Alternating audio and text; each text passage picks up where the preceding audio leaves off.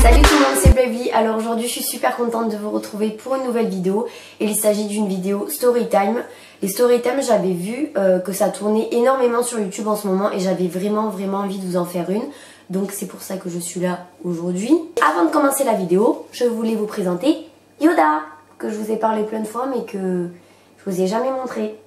Donc voilà, je crois qu'il n'est pas du tout heureux d'être dans cette position actuellement. Et voilà, il s'en bat les couilles. Donc je suis malade, donc c'est aussi pour ça que j'ai un peu la voix cassée, mais bon, ça c'est pas très grave, j'ai envie de vous dire. Avant de commencer la vidéo, n'hésitez pas à vous abonner à notre chaîne, donc c'est juste en dessous, ça nous ferait super plaisir. N'hésitez pas non plus à nous suivre sur les réseaux sociaux, donc Twitter et Instagram. Et nous on se retrouve tout de suite pour la vidéo, c'est parti.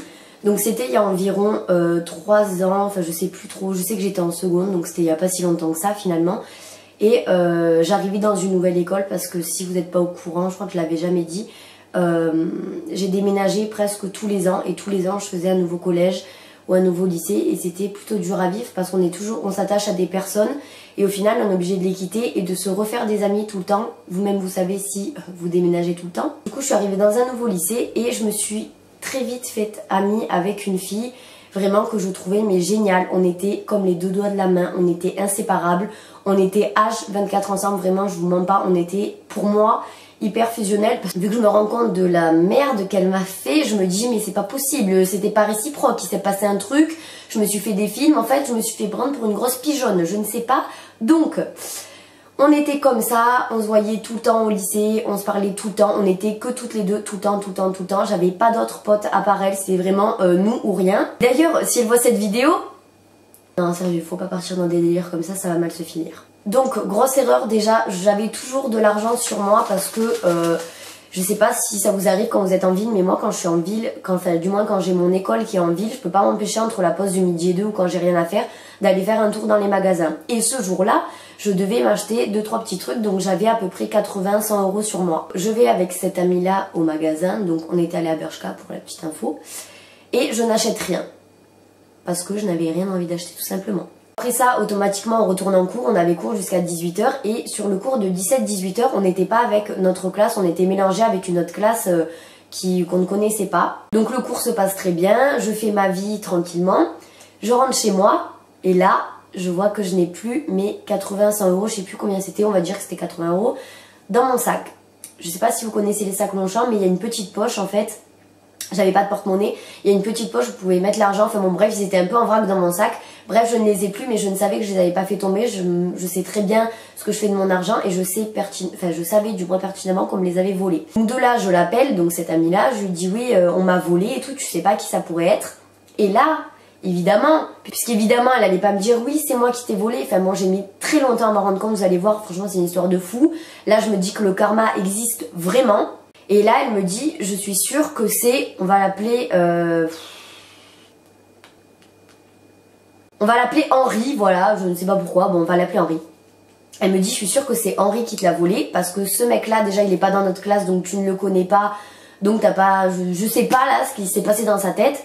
Bref, toujours est-il qu'elle me dit, c'est lui, parce qu'il est toujours au fond de la classe et il est hyper en retrait, il parle jamais, il observe. Et je me suis dit, c'est vrai, ce mec-là, il bouge jamais de sa chaise. Quand il bouge, tu le vois pas, limite c'est un fantôme. Le mec, tu vois juste, on dirait c'est un coup de vent, il est là, mais il est pas là, tu sais pas trop.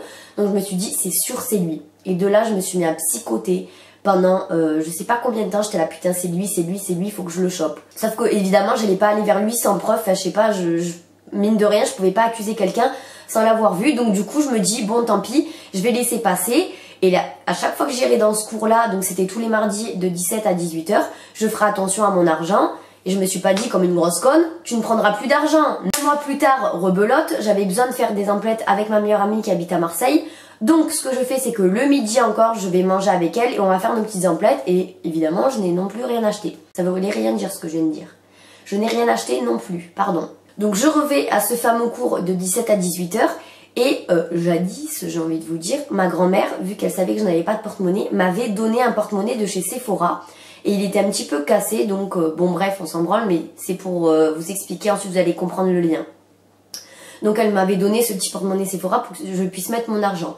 Donc j'avais mon argent dans ce petit porte-monnaie que j'avais décidé de mettre dans ma poche de blouson. Comme ça, je me suis dit, je vais pas le mettre dans mon sac, je vais le mettre dans mon blouson. Comme ça, je vais pas quitter mon blouson de tout le cours. Je vais juste le mettre sur ma chaise. Comme ça, je sais que s'il veut me voler un truc, il faudra qu'il s'approche de moi. Donc, c'est obligé.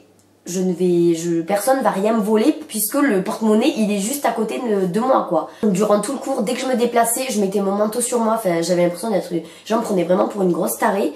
Mais je me suis dit, vaut mieux faire ça que de se faire voler. Le cours se passe très bien. J'avais toujours mon manteau sur moi, j'étais sereine. Je rentre chez moi comme ça, tranquille. Je pose mes affaires. Et là, je reçois un coup de fil de mon amie, donc je décroche évidemment. Là, elle me dit cette phrase, oui Léa, je me suis fait voler 20 €, regarde si toi on t'a pas volé.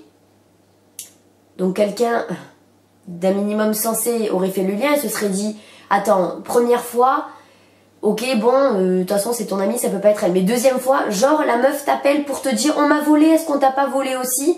Bon, à ce moment-là, moi j'étais pas du tout dans cette optique-là, moi je lui faisais vraiment à 100% confiance, donc je me suis pas trop douté de quelque chose. Donc là évidemment je regarde dans mon sac et ce qui devait arriver arriva. Boum, j'avais pris encore 100 €, les 100 € comme ça, j'étais dégoûtée, je commençais à pleurer parce que vraiment à un moment donné, enfin, je sais pas, genre moi 200 €, c'est quand on est au lycée, c'est énorme. Et j'ai commencé à pleurer et c'est là où je me rends compte, je pleurais vraiment, j'étais au bout de ma vie, ça faisait 2 fois que je pleurais pour cet argent-là. Et la fille, non mais c'est pas grave. Et putain, je me disais mais c'est pas possible. Après que je me sois rendu compte, je me dis mais attends, mais la meuf elle me fait chialer, c'est censé être mon amie, elle me vole et en plus elle fait rien, je suis en train de pleurer et ça lui fait rien. Donc à ce moment-là évidemment je ne savais pas. Donc du coup elle me dit très gentiment, si tu veux on ira voir le proviseur et on ira lui dire qu'il y a des vols dans ce cours-là. Le lendemain matin nous allons chez le proviseur, directeur, tout ce que vous voulez. On lui fait part de cette chose, évidemment bon il pouvait rien faire parce que de toute façon sans preuve on ne peut rien faire. Donc l'histoire se tasse. Et évidemment, pour bien me mettre le démon, elle me disait, en plus, je suis sûre que c'est Henri qui te l'a volé encore une fois, cette classe avait un voyage 2 jours après, et elle me disait, je suis sûre c'est pour aller à Paris, ils vont s'acheter des trucs, du coup il avait envie de se faire de l'argent, il s'est dit, tiens, on va prendre la pigeonne de service, donc bien le truc qui m'énerve. 2 jours après ça, mais quelques jours, une semaine, je me souviens plus trop, elle revient avec des pompes. Je sais pas si vous connaissez des Todds, c'est des pompes, moi je trouve dégueulasses, mais qui coûtent un bras, comment vous dire. Et elle me dit ouais je suis allée chez ma cousine à Paris, je me suis acheté ci, je me suis acheté ça. Je me dis mais putain la meuf d'où elle sort cet argent? J'ai toujours pas tité, la meuf qui est trop conne. Et donc cette histoire se tasse et on n'en a plus jamais reparlé. La fin de l'année c'est fini, moi j'ai déménagé, je suis venue sur Toulouse, donc là où je suis actuellement. Et quelques mois après elle me recontacte, enfin de toute façon on gardait un petit peu toujours le contact pour me dire Léa tu me manques trop, viens chez moi, j'ai trop envie qu'on se voit, s'il te plaît viens me voir.